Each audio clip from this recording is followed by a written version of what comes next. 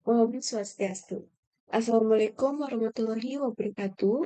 Shalom, nama budaya, salam kebajikan, dan salam haru. Perkenalkan, nama saya Nada Septiantari Kusmadewi dengan NIM 25110111105 dari kelas BKC dengan mata kuliah Filosofi Pendidikan Indonesia yang diampu oleh Prof. Dr. Nyoman Dantes dengan Bapak Oyan Eka Paramarta SPD MPD.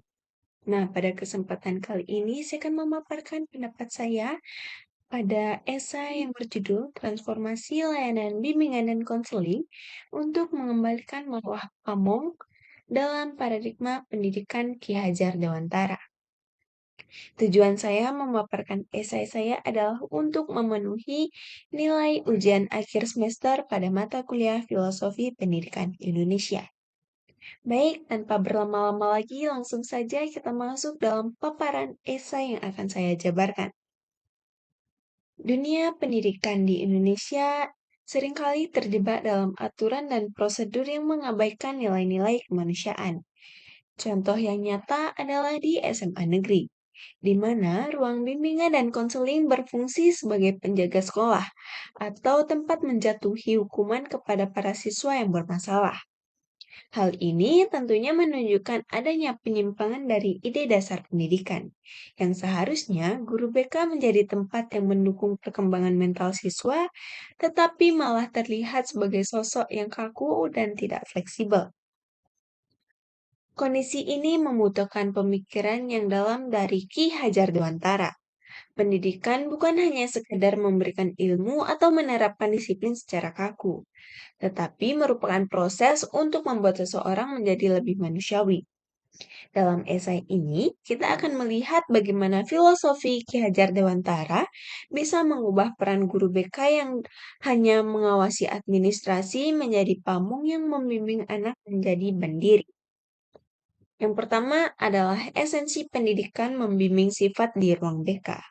Menurut Ki Hajar Dewantara, pendidikan adalah proses untuk membimbing.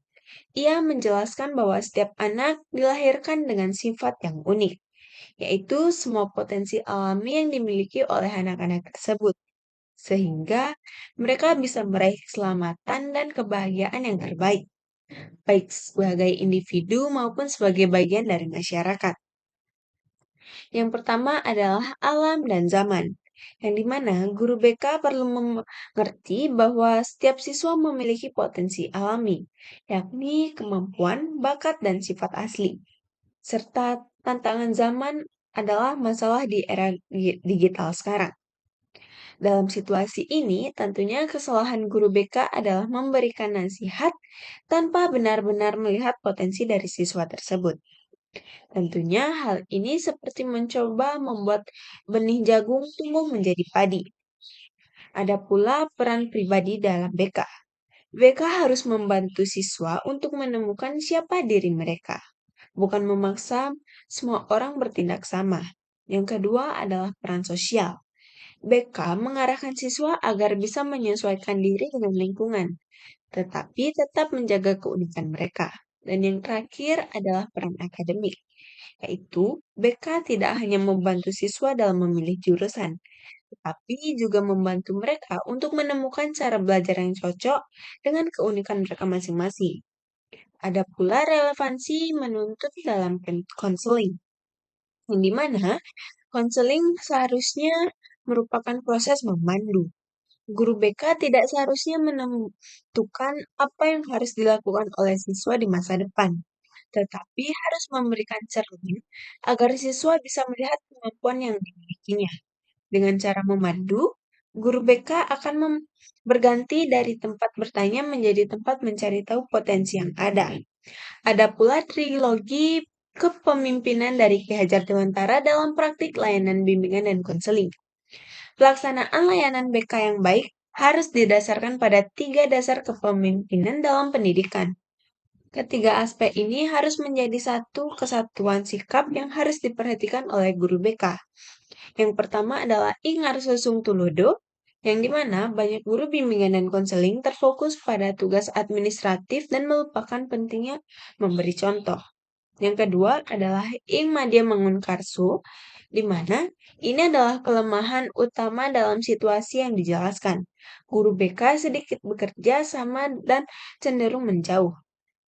Yang ketiga adalah tuturi handayani, yang dimana setelah siswa memiliki niat yang kuat, guru BK berperan untuk mengawasi dari jarak jauh dan memberikan semangat saat dibutuhkan. Lalu ada guru BK sebagai pamong, refleksi sikap dan kompetensi di era modern. Konsep pamong dalam pemikiran Ki Hajar Dewantara diambil dari kata emong yang berarti mengasuh. Sebagai pamong, tentunya guru BK seharusnya tidak memaksa siswa, tetapi harus menggunakan sistem among yang berlandaskan pada kasih sayang, pengajaran, dan perawatan. Yang pertama adalah nilai-nilai dasar pamong, yang dimana ada empati yang dalam, keterbukaan, dan kesabaran.